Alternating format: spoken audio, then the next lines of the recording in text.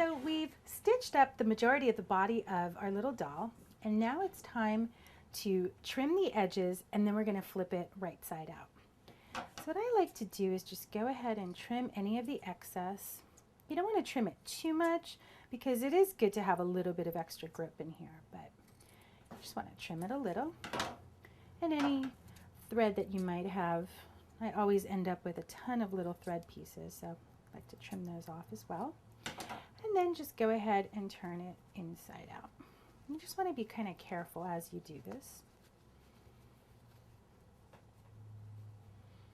Let me see any of the little threads that ended up on the outside. Just go ahead and trim those as well.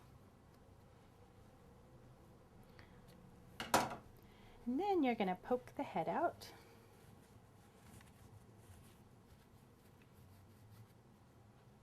Et voila! So now what we're going to do is go ahead and stuff the head and the body, and then we're going to close it up and then add some fun little character to the head. So I just want to take some stuffing. So this is when a tweezer comes in handy. You can go ahead and stuff the doll and just put your finger all the way up as much as possible. Then you can take your tweezer and then just kind of spread it out.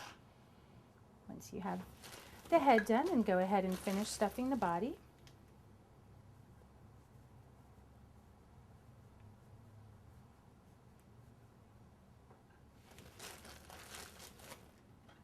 And I'm going to stuff my body a lot because this is where I'm really going to use this as my pin cushion. So I want to get a lot of pin cushion in there.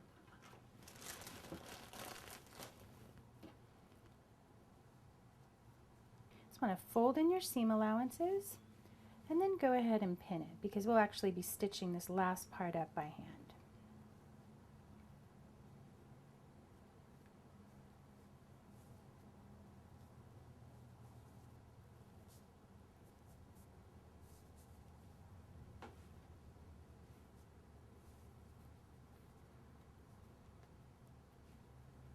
Once you have it pinned, you want to go ahead and get some thread and needle, and we'll just tack it up by hand.